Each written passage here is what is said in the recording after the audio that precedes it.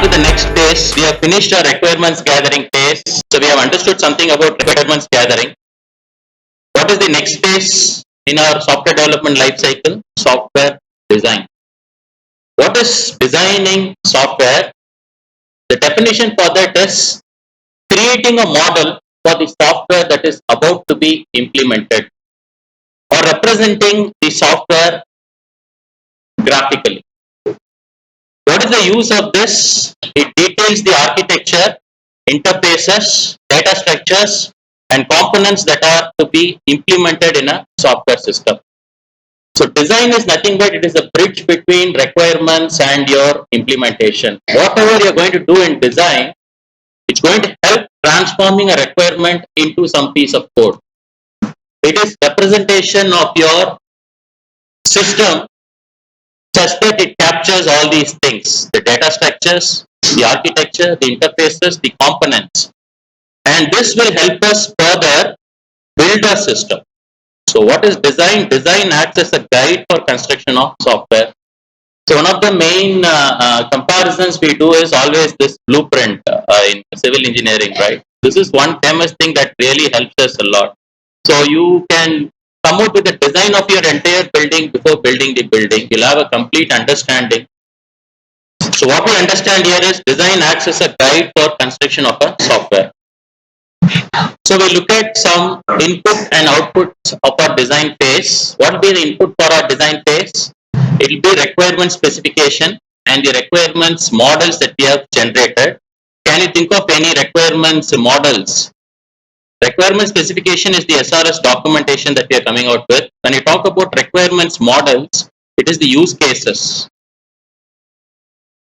that you are creating for your requirements. It can also be the prototypes that you generate while you are capturing the requirements.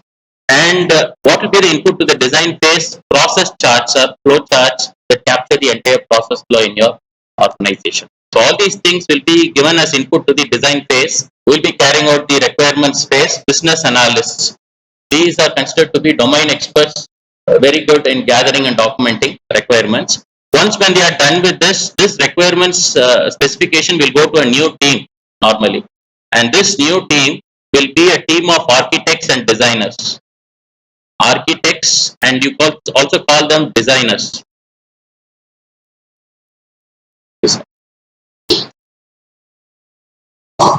So who are these architects? They are very experienced developers. Maybe they have 15 years to 20 years experience in implementing projects for the clients. They are highly technical people. And designers, they are very experienced designers. So they are going to go and design the systems for you. And what will be the output of the design phase? We are going to have 4 different models. That is, we'll have models for the interface design. We'll achieve data design models. We'll achieve architectural design models and modular design models. Or else we can categorize the entire output under 4 main topics. One is interface design, data design, architectural design, and modular design. And we are going to generate lot of models here.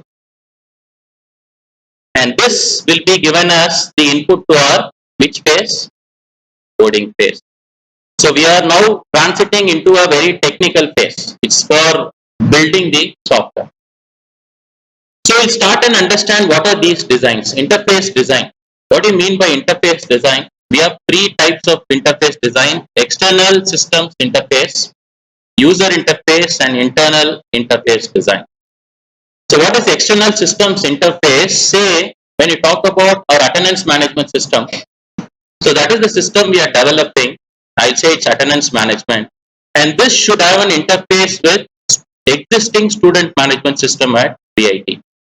So when I say an interface, how data is going to be pushed from the student management system to the attendance management system?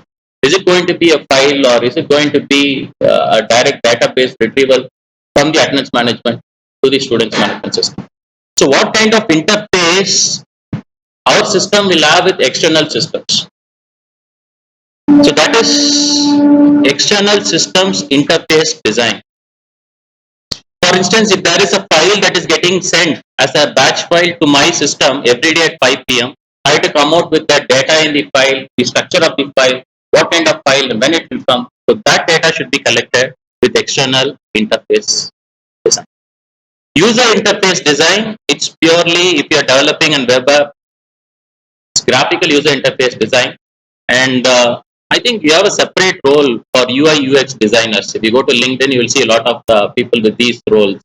So it's purely about coming out with the design for your systems. It's the actual user interface design, creating the screens. That is one thing. It can also be creating an interface design for something very peculiar, like using a virtual reality interface, an augmented reality interface. So you are coming out with the design for your system. This is the actual interface. That's how your final systems will be. Internal interface design. Have you heard of this? What is the internal interface design? Say if I'm going to talk about object-oriented systems, what will I have? What will I have in my object-oriented systems? I love class 1, I love class 2, I love class 3, and objects will be created for all these classes. What do you mean by internal interfaces? I will establish how these objects will communicate, what kind of messages they will pass, and what functions they will call. How one object communicates with another object. So that becomes totally internal interface design.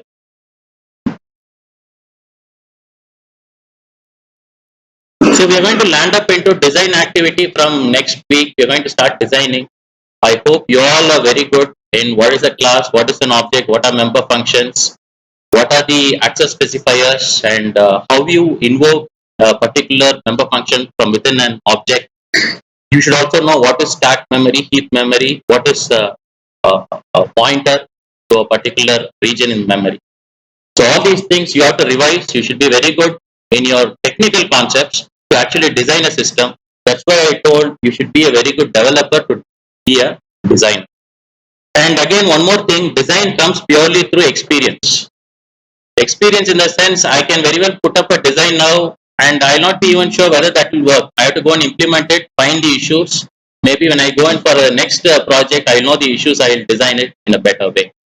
So we'll be looking at so many different models for all these things. What will be the output of all these cases?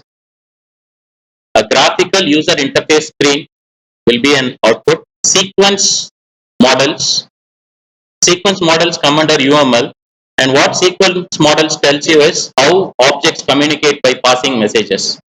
That blueprint will get. Collaboration is again between objects. It's a collaboration model from UML. State chart models. Again, state chart models tells us how an object transitions state, how its parameters changes. So that model also you're going to do, that is the state chart model. So all these things will be part of our interface design. Data design, we should be very familiar about data design. Data design is to capture all the logical data structures to store your data internally in a data store. It might be a file, it might be a database. When I talk about a database, it can be a relational database or a NoSQL database. And so what kind of, say, we are going to use an relational RDBMS for our projects. The RDBMS that we are going to use is MySQL. And what we are going to do as part of data design is we'll identify data model. The data model we have identified is relational data model. What are the other data models you have heard about? We have some other data model, graph data model, document data model, key value data model, and column store data models. These are data models for your NoSQL databases. So you can identify any one of the data models for a project. We'll go with relational model. And logical structures for holding data. What does that mean? Schema. So in your relational database, you talk about the schema, that becomes the logical structure. And then the relationship between schemas, that is your foreign keys. All these things you have to establish. Constraints on your schema. So when I say data is going to be stored in logical structure, what kind of constraints will exist on the data? And you have to capture everything. We'll use ER models and tables as the output for data design. So if you are not clear about ER models, if you have not really learnt about that, we are not going to cover ER models in the class. That's a prerequisite for this course. You have to just go to the links and understand why ER and how to convert ER to relational mapping. The next thing is architectural design. What do you mean by architectural design? Identification of subsystems. Say, if you're talking about university management system, what are the subsystems in university management? You can think about subsystems as blocks. One can be attendance management, another can be hostel management, another can be student management, another can be admission management. So these are all subsystems. Each system has got its own set of functionalities, own set of graphical user interfaces, and they have their own set of data. So that entirely put up together makes up your university management system. So we have to group functionalities, and then you have to also identify subsystems in your project. So that is the architectural design. Establishing a framework for subsystem control and communication. So how these subsystems will communicate with each other? There should be a framework. Say, I have so many systems here. I can have a centralized database server. I can have one centralized database server and every system reading data from that server. So that becomes the architectural design. We'll be revisiting all these things in depth, but just to have an overview. So that becomes a design. Okay, I have a centralized database server, all my subsystems retrieving data and pushing data into that server. The another way is distributed. So I can have a database server for every subsystem. Independently, we'll have a database server. And all these subsystems will communicate with each other by passing messages or using the publisher-subscriber model or any kind of an architecture.